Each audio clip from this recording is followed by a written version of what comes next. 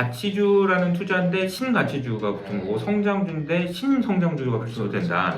신가치주는 저는 이제 무형자산을 중시해야 된다라는 그런 포인트고 밸류에이션의 변화가 여러 가지 이 성장한 거가 별개로 움직일 가능성이 있고 앞으로는 인공지능의 선택이 내가 좋아하는 거 선택한 거보다 더 만족도가 높아진다라고 하면 새로운 신이 등장인 거죠. 그러니까 이 종의 특성, 호모 사피엔스의 특성은 그냥 기술을 계속 끊임없이 발전시키려는 어떤 기본적인 생존 수단으로서 네.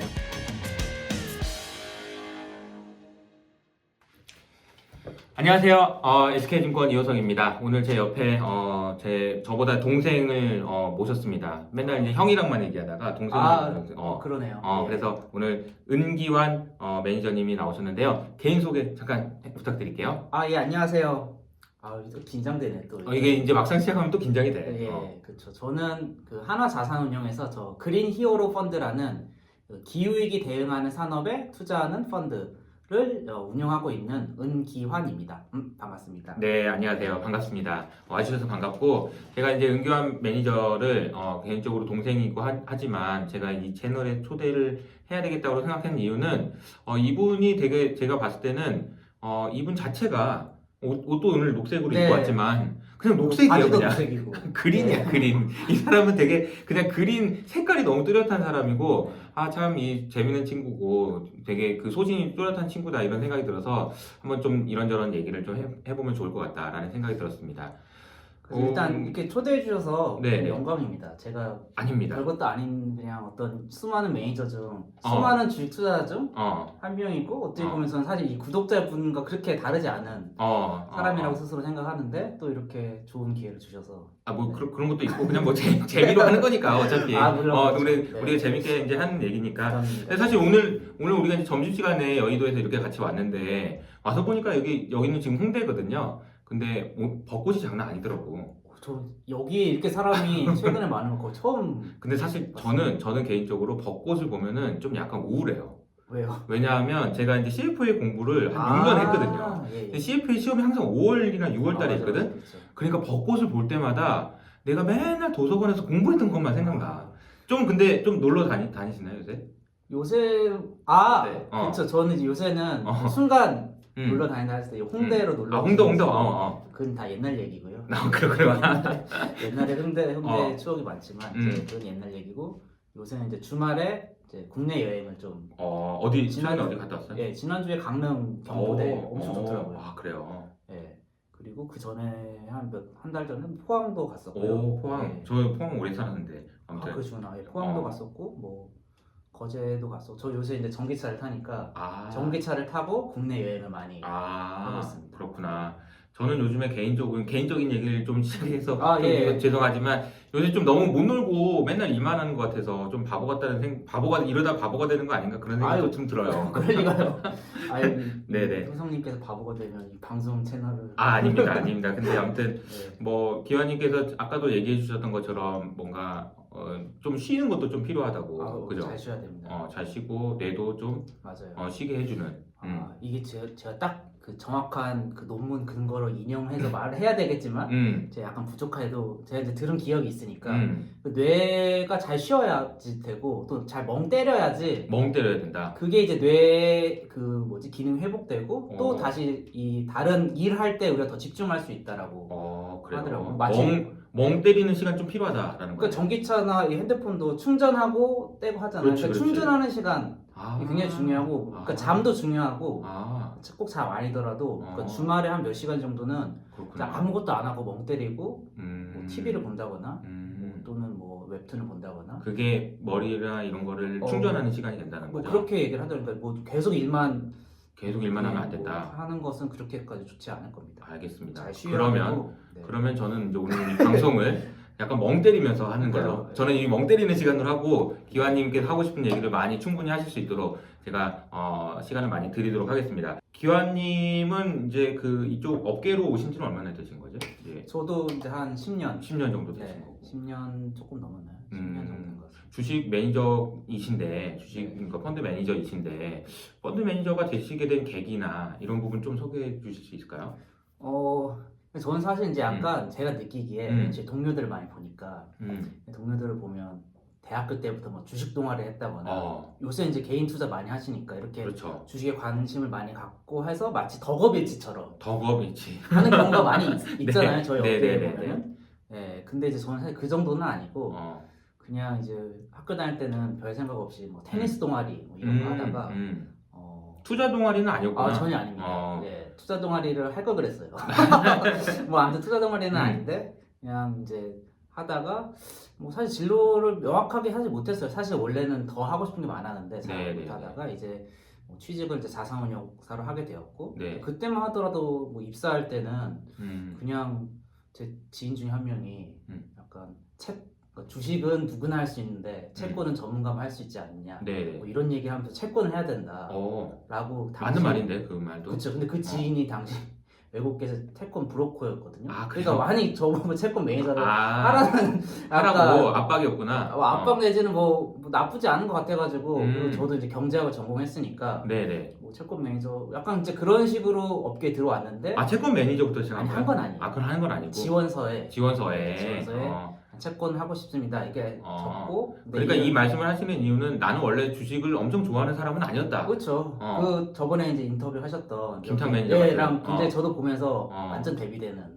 그 사람은 처음부터 그냥 그 주식에 완전 오리엔트 돼 있던 사람이고 우리 여기 앉아 계신 임기환 매니저님은 그렇진 않았다. 근데 왜 주식을 하게 된 거예요? 근데 저는 하면서 굉장히 좋았어요. 제가 이제 이 공부를 한다라기보다는 이게 뭔가 새로운 거 알아가는 걸 굉장히 좋아하고 그러니까 주식도 어쨌거나 세상의 일부고 세상을 뭐 반영하는 뭐 거울이라고도 볼 수 있잖아요. 좋은 표현이네. 주식은 세상을 반영하는 거울이다. 그러니까 그러니까 그런 건 많은데 반영할 수 있는 건 많은데 뭐 영화나 이런 예술도 있겠지만 그렇죠. 세상 반영되는 게 근데 주식도 일정 부분은 그게 이제 드러나는 거죠. 세상의 변화가 뭐 코로나만 해도 우리 주식시장에 영향을 많이 끼친 거고. 그렇죠. 그러니까 저는 이제 주식 투자를 할 때 세상의 변화도 잘 보고 주식시장의 어떤 생리도 잘 이해해야 된다라고 이제 보는데 두 가지 중에 이제 제가 생각하기에는 후자보다는 제가 아무래도 원래 주식을 그렇게 했던 건 아니라 보니까 그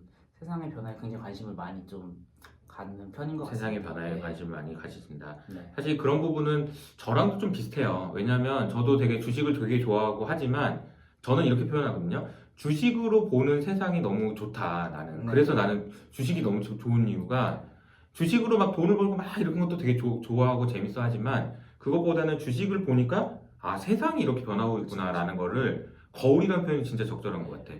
보여주는 거예요. 정말 잘 투명하게 보여주는 그런 상품이 아닌가 싶어서 너무 매력적이긴 해요. 그게 더 장점이 있잖아요. 그러니까. 왜냐면 다른 건 그냥 세상을 보고 그냥 자기가 만족하고 끝인데 이거는 잘하면 돈을 벌잖아요. 그러니까 있잖아. 이게 중요해. 그게 진짜 중요한 거야. 그렇죠. 좋은 영화를 보면 그렇구나 끝. 근데 주식을 보통해서 봐가지고 내가 그걸 맞추거나 이렇게 했을 때는 돈도 벌 수 있는 굉장히 좋은 그런 거구나 이런 생각을 좀 하게 되네요. 말씀을 들어보니까 지금 업계에 오신 지 이제 한 10년 정도 되신 거고 그 과정에서 나름대로의 그 철학이라든지 이런 부분들이 가지고 계실 것 같아요. 그래서 뭐 좀 본인의 투자 철학?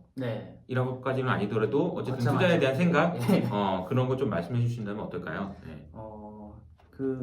이건 제가 한 2, 3년 전에 이런 생각을 많이 했었거든요. 그 이제 신가치주, 뭐 신성장주 이런 말을 그냥 제가 스스로 혼자 생각해 본 적이 있어요. 뭐 이게 철학이라고 하기엔 너무 거창하고요. 근데 이제 근데 이 얘기는 가치주라는 투자인데 신가치주가 붙은 거고 성장주인데 신성장주가 붙어도 된다.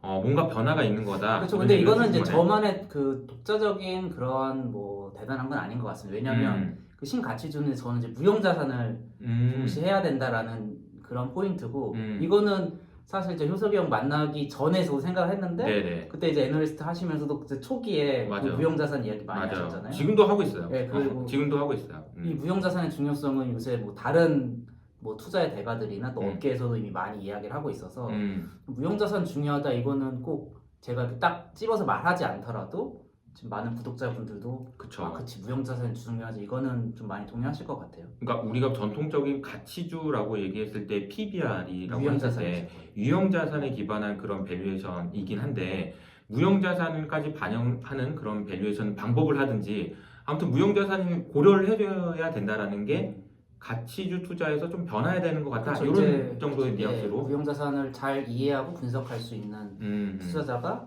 훌륭할 수 있고, 이제 그 무형자산도 종류가 여러 개잖아요. 맞아요. 이게 너무 다 다르기 때문에 맞아. 그 다 잘하면 좋지만 제 동료 중에서도 정말 다 잘하시는 분이 있어요. 그래요? 네, 근데 그 중에 제가 한두 개만 뭐 예를 들어 아까 제가 홍대 왔으니까 약간 좀 엔터테인먼트 예를 들면 케이팝에 그것도 무형자산이죠. 무형자산이죠. 굉장히 이제 그거에 대한 것도 잘 이해하는 사람이면 그것 쪽에서 또 그쪽에서 두각을 낼 수 있고. 뭐 바이오는 말할 것도 없고. 그렇죠. 그다음에 이제 반도체 기술이나 뭐 이런 기술도 굉장히 중요한 무형자산. R&D, 네, 그렇죠. R&D 전부 무형자산이죠. 또 잘 이해, 그 기술 동향을 좀 잘 이해하고 있는 게 중요하고, 이제 이게 지금 가장 요새 또 핫하죠. 그 아크. 그렇죠. 이제 기술을 강조하잖아요. 맞아요. 저는 이제 그게 굉장히 중요하다고. 그러니까 요즘에 보면은 기술을 어떻게 이해하는지가 진짜 중요한 것 중요해요. 같아요. 왜냐면 이게 어떻게 될지를 알아야 그걸 어떻게 그 기술에 대해서 판단을 못하면 진짜 주식 투자하기 어렵다는 맞아요. 생각도 많이 들어요. 네. 그게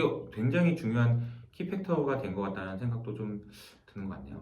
맞습니다. 근데 이제 일부 투자자들은 이거를 좀 경시하는 사람들이 많아서 근데 제가 느껴보면 10년 전에는 그런 사람들이 정말 많았거든요. 근데 지금은 뭐 기본적으로 예를 들어 뭐 인텔의 팹라이트가 어떻다, 네. 사실 이런 거를 네. 아주 깊게는 아니더라도 이제 이거 들으신 분도 다 생소하진 않을 것 같고. 맞아요. 이제 그 정도 많이 바뀐 것 같아요. 그러니까 투자의 환경도 많이 바뀐 것 같아요. 알겠습니다. 그러니까 제가 말씀하시니까 생각났네요. 저 처음 이제 세미나 하러 갔을 때 무형자산 그거 들고 갔더니 이거 나도 옛날부터 엄청 얘기했는데 반갑다고 막 이렇게 하면서 드디어 여의도에서 이런 얘기를 하시는 분이 생겼군요 막 이러면서 이제 얘기했던 기억이 나요. 그럼 신성장주는 뭐예요? 신성장주는 이건 좀 개념 보호할 수 있는데 이제 성장을 기업의 이제 기업 가치가 커지는 걸 성장주라고 정의할 수도 있는데 기업의 가치가 커지는 근데 그때 이제 보통 측정의 기준이 이제 EPS나 매출액이 그쵸. 또 뭐 매출 이제 이런 게 1년에 몇 번씩 꾸준히 성장하는지를 많이 보잖아요. 그렇죠. 그거는 이제 많이 분석을 하고 있다라고 봐요. 근데 맞아요. 이제 또 하나의 팩터인 이제 밸류에이션의 변화가 여러 가지 이 성장한 거가 별개로 움직일 가능성이 있고 이것의 변화가 좀 굉장히 좀 중요하지 않나 생각을 합니다. 그러니까 우리가 보통 성장주라고 얘기하면 그 기업의 성장을 얘기하고 그 기업이 매출이든 이익이든 이런 게 성장하는 걸 말하는데 말씀하신 거는 기업 말고 그 기업을 바라보는 밸류에이션 자체가 그냥 커질 수 있는. 우리는 보통 이제 그걸 리레이팅이라고 얘기를 하긴 하는데 리레이팅이랑 밸류에이션이 올라가는 그런 과정에 있는 애들도 좀 성장주라고 볼 수 있지 않냐 이런 얘기. 그렇죠. 근데 사실 이미 그런 걸 성장주라고 그냥 불러요. 사실 생각해 보면은 그렇습니다. 그래서 이미 그런 걸 성장주라고 부르지만 저는 그냥 굳이 그냥 조금 분리해서 제가 스스로 혼자 그냥 하는 거라는 거 봐주시면 되고. 그런 변화가 일어나는 애들이 어떤 애들이 있어요? 그러니까 그냥 몇 가지 얘가 이제 제가 이제 오늘 또 기후 얘기를 할 텐데 그 동안에 한 화석 연료 기반의 경제로 굴러왔고 여기에 대해서 특별히 문제가 거의 없었어요. 아주 예전에. 그동안에는 사실 문제가 있었지만 우리가 몰랐던 거죠. 무시했던 거기도 하고. 무시했거나 몰랐거나 뭐 그랬었는데. 뭐 트럼프도 아니라고 하니까 그런가 보다 한 거지. 그렇죠. 뭐 그렇긴 한데. 근데 이제 그 기업 가치의 중요한 게 이제 화석 연료의 에너지 이 시스템이었는데 이게 이제 데이터 기반으로 넘어가고 있고. 그리고 또 이제 그 에너지 자체가 화석 에너지에서 이제 새로운 에너지 체계, 그러니까 재생 가능 에너지와 그거를 저장하는 배터리, 수소 등으로 바뀌어 간다라고 하면, 왜냐면 이제 지금 뭐 배터리 이제 곧 또 1분기 시작 발표가 나오긴 하겠지만 또 저는 아직 정확히 실적은 모릅니다만 뭐 예를 들어 뭐 반도체 지금 또 난리잖아요. 그것 때문에 일시적으로 그 이익의 변동은 증가하지 않을 수도 있어요. 하지만 이제 명백하게 전통 내연기관차에서 전기차로 넘어가는 이 과정에 있어서 이제 이거에 대해서 밸류에이션을 저는 새롭게 정의해야 된다. 그러니까 뭐 이런 얘기 많죠. 뭐 테슬라 밸류에이션과 도요타나 뭐 폭스바겐 얘기를 하는데 엄밀히 말해서 여기서 중요한 거는 전기차지 전체 내연기관차 판매량은 아니잖아요. 그렇죠. 없어질 거니까. 그렇죠. 만약에 전기차 판매 대수와 그 기업의 시가총액으로 나눠 본다라고 하면 테슬라가 그게 다르게 보이는 거죠. 왜냐면 도요타만 하더라도 전기차가 없잖아요. 그렇게 볼 수도 있겠네요. 그렇다라고 생각을 하는 게 또 한 가지가 있고요.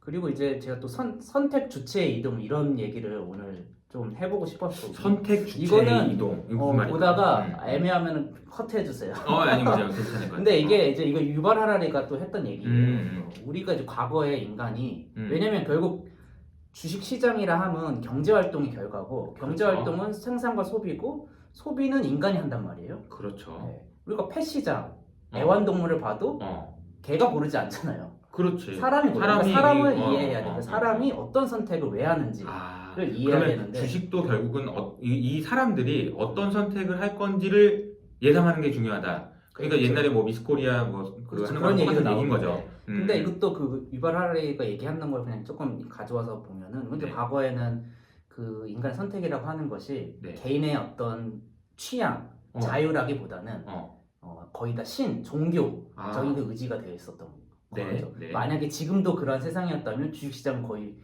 존재하지 않을 수도 있습니다. 산업 자체가. 왜냐면 그냥 종교에서 하라는 대로 우리가 뭐 아이폰 살래, 안드로이드 살래를 정하는 게 아니라 그냥 어떤 종교나 어떤 신이 거기서 그냥 이거 써. 뭐 율법이나 그런 규정에 따라서 행동을 그렇죠. 다 똑같이 한다면 그런 게 아닐 텐데 그게 아니다라는 얘기를 해주신 그렇죠. 이제 거죠. 과거에는 그랬다가 그게 이제 점점점 인권의 신장이 있고 그쵸. 개인의 권리 이게 중요해지고 자유라는 개념이 이제 나오고 하면서 음. 그러니까 이제 이런 주식시장이 가능해진 거죠. 이러한 삶, 이러한 우리의 어떤 굉장히 그러게요. 신선한 접근이네요. 어쨌든 네. 그래서 그냥 뭐 남들이 시키는 대로 다 하면은 그거는 의미가 없다. 근데 각자가 다 알아서 생각해봐 그랬더니 이 생각도 하는 사람도 있고 저 생각하는 사람도 그러니까 있으니까 이제 이게 다양한 시장이라는 소비재가 것이 형성이 되고 또 거기에 맞춰서 이제 다양한 그 다 조건에 맞춰서 본인이 뭐 또 나름 뭐 합리적으로 해야 된다. 그렇죠, 하여튼 그렇죠. 이렇게 선택을 하게 되니까 그러니까 이제 지금의 어떤 산업의 형태가 갖춰진 거라고 저는 생각하는데 이제 여기서 또 큰 변수는 이제 인공지능을 또 많이 얘기하잖아요. 그러면은 과거에는 그러면 종교 예. 그러다가 인간의 그 자유의지 여기서 이제 인공지능으로 넘어간다 그렇죠. 이런 거네요. 근데 이제 인공지능으로 넘어가니까 이제 예를 들어 자율주행을 하면 우리가 저도 오늘 여기 올 때 내비 키고 왔지만 이게 뭐 인공지능까지 알죠. 또 내비가 알려주는 길가 가끔은 그렇죠. 이거 아닌 것 같은데 내 마음대로 또 나쁜 데를 가볼지는 하지만 어쩔 때는 내가 맞지만 대부분이 보면 또 내비가 맞지. 여기 사고가 났었구나. 그렇지. 여기로 갈 거야. 약간 그렇지. 이런 경험 조금씩 있잖아요. 근데 이제 이게 쌓이다 보면 이제 앞으로는 인공지능의 선택이 내가 좋아하는 거 선택한 것보다 더 만족도가 높아진다라고 하면 그러면 이제 개인의 선택이 아니라 그 인공지능을 장악하거나 뭐 이런 데에 가치가 이제 새로운 신이 등장인 거죠. 이거는 이제 그 유발 하라리 책에 여기까지 있는 것이고. 자, 그러면 이걸 주식으로 연결해 보면 그러면 사람들의 생각이 어떤 인공지능에 의해서 만약에 주식의 선택도 결정이 됐거나 아니면 영향을 받을 수 있다 최소한 이런 생각이 그렇죠. 저는 근데 그 더 이상은 아직까지는 잘 모르겠다. 어떤 세상이 될지 모르겠지만 말씀하신 거는 선택의 주체가 지금 변화하고 있다라는 것도 생각을 해야 된다라는 말씀이신 것 같습니다. 그리고 이제 그럼 이 인공지능의 선택의 결과를 내가 만족하냐 말 거냐 결국 내 생각이 중요한데 내 생각은 무엇에 영향을 받았을까? 그러면 이제 저는 컨텐츠나 뭐 이런 영향. 그렇죠. 그래서 그 컨텐츠가 굉장히 중요하다고 생각합니다. 그래서 이제 그 신성장주 얘기로 돌아가면 결국에는 이제 뭐 인공지능이나 데이터 또는 이제 컨텐츠 이쪽으로 밸류에이션을 우리가 무한히 확장할 수 있는 거 아니겠는가 라고 이제 받아들이고 있습니다. 그러네요. 투자에 대해서 철학을 조금 신선하게 접근을 해주신 것 같아요. 그러니까 성장주의 개념도 신성장주, 가치주도 신가치주 이렇게 말씀을 해주신 것 같습니다. 말하고 보면 좀 부끄럽긴 하네요. 그렇게까지 대단한 건 아닌 것 같아서. 아니에요. 근데 그거는 꾸미기 나름이니까. 앞으로 어쨌든 신 붙이니까 뭔가 좀 새로워 보이긴 해요. 어쨌든 저도 뭐 새로운 접근이라고 생각을 하고 되게 그렇습니다.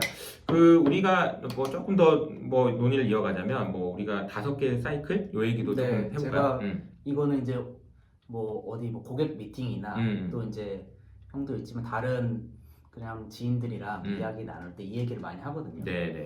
그러니까 사실 뭐 주식시장 사이클이 있다, 뭐 경기 사이클 우리 이제 그 정도는 알고 있는데 저는 이제 우리가 여기 주목해야 될 사이클은 짧은 거부터 긴 거로 놓고 봤을 때 경기, 금리, 그다음에 정치, 기술, 기후 이렇게 5개라고 이제 5개의 사이클이 있다. 사이클이라고 저는 이제 분석을 해보려고 합니다. 근데 먼저 경기는 그렇게 어렵지 않은 거지. 여기 경기에 영향을 이제 미치는 것은 이제 뭐 인구도 있을 수 있고 도시화 정도도 있고 그다음에 이제 투자 많이 하고, 그러니까 투자가 한번 하는 거 수요는 이렇게 리니어하게 올라가잖아요. 그렇죠. 근데 투자는 계단식으로 계단식으로 올라가기 때문에 하니까. 거기에 따라서 이제 생산량이 많을 때가 있고 적을 때가 있고 그렇죠. 하면서 발생하는 거. 사이클. 그리고 더 작게는 재고. 그렇죠. 재고 사이클. 음. 근데 이제 잘 생각해 보면 재고는 과거보다 어. 그러니까 코로나가 조금 그게 변수긴 한데요. 코로나를 요즘에 그렇죠. 겪으면서 재고를 좀 축적을 재고 레벨이 네, 조금 맞습니다. 높아진다라는 얘기는 하지만 있었죠. 그 전까지 우리 돌이켜 보면 아까 말한 뭐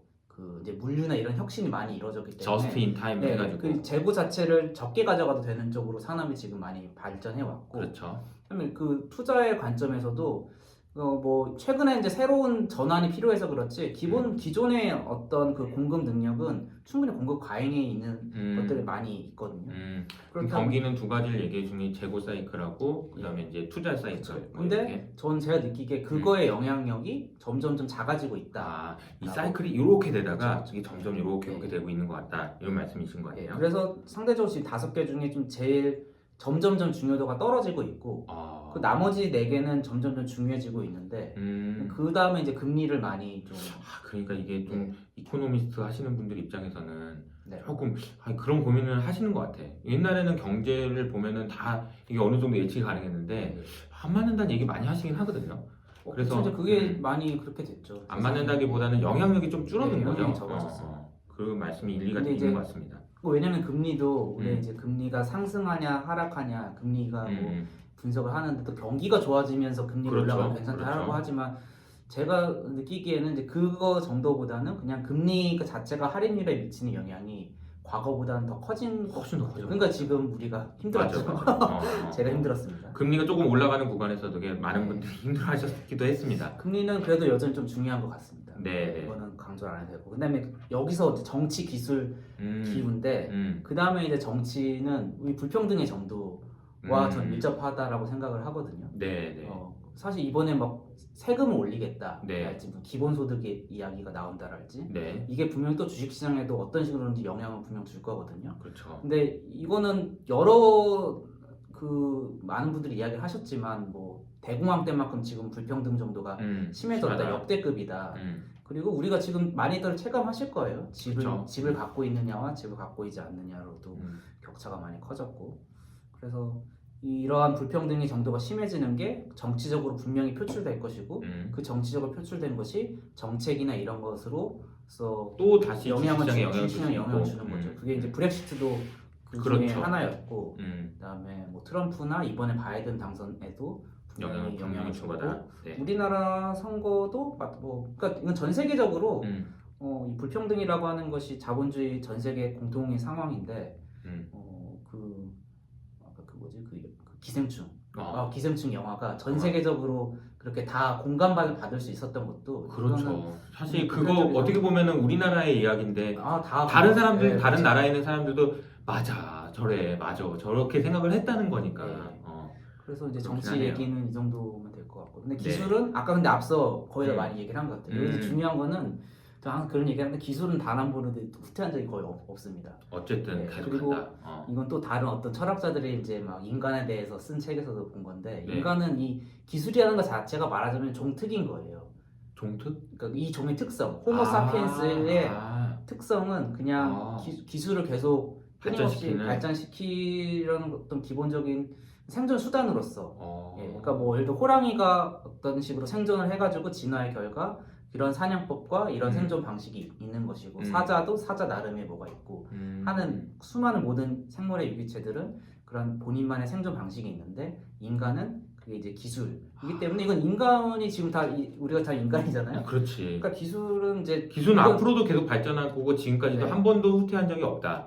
거의 그렇다고 저는 생각합니다. 그러니까 그러네요. 방금 앞서 세 가지는 이렇게 위 아래가 있는 거잖아요. 그렇죠. 뭐 안 좋다가 안 좋다가 뭐 이런 게 있는데. 그다음에 그리고 뭐 불평등도 저가 경험한 시기에서는 심한 쪽이었지만 그렇죠. 좀 완화될 수도 있겠죠. 그렇죠. 근데 기술은 계속 왔다가 단지 제가 생각하기에는 어느 시점에 이게 뭐 문제가 될 수도 있지 않을까? 뭐 스티브 호킹도 경고했잖아요. 인공지능 경고하고 그렇죠. 그다음에 이제 바이오 관련해서도 어떤 너무 이 기술을 해야 되는지 그렇지, 이런 그렇지. 논란이 계속 있기 때문에 뭐 그거가 한번 도전을 받겠지만 잘 모르겠습니다. 그거는 그런 기술은 발전하긴 하지만 스스로 야 이거 이 정도까지 가면 좀 문제 있지 않냐?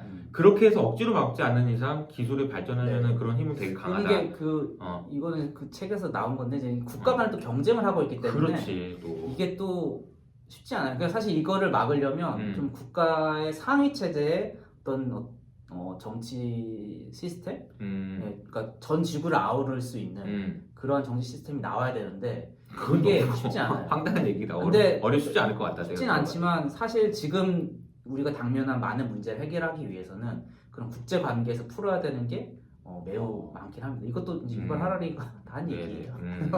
네. 알겠습니다. 네. 그리고 마지막이 이제 기후인데, 기후죠. 기후는 이제 저희가 첫 번째 영상은 이 정도로 그럴까요? 하고 네. 기후를 이제 다음 컨텐츠 때 이제 좀 한 번 더 2탄으로 여러분 기대를 좀 해주시면 좋을 것 같습니다. 네. 우리 제가 이제 서두에 이제 은규와 매니저 소개할 때 녹색이라고 말씀드렸죠. 그래서 녹색이라고 말씀드릴 정도로 기후에 정말 관심이 많은 친구기도 하고 그래서 아마 기후에 관련된 얘기도 재밌는 얘기를 많이 해주실 수 있을 것 같습니다. 기후 얘기로만 나가도 될 것 같아요. 앞에가 너무 좀 애매하면 기후가 혹시 길어지면 네네네 알겠습니다. 네. 우리 클럽하우스도 하고 있잖아. 마지막 뭐 한번 좀 소개해 줄래요? 클럽하우스 그 이제 제 거 그 프로필 한번 띄워주시면 좋을 것 같은데요. 여기 이제 올라오고 있어요. 네, 이제. 프로필 띄워주시면 제가 목요일 저녁에 기후랑 ESG 관련된 이야기를 많은 사람들이랑 좀 해보고 싶어서 네. 매주 목요일 좀 해보려고 하고요 클럽하우스를. 네.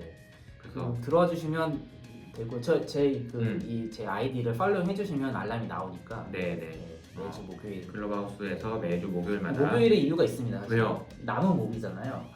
그 나무가 탄소를 저장하기 때문에. 그래서 이런 데도 또 같이 의미를 또 부여했네. 그래서 언제 할까 고민하다가 그렇구나. 좋은 생각이다. 진짜 아니 피 나올 때 이거 녹색 피 나온 거 아니야 혹시? 저는 빨간색이. 빨간 건가요? 아무튼 알겠습니다. 그럼 자 여기서 인사드리고요. 다음 영상에 또 인사드리도록 하겠습니다. 감사합니다.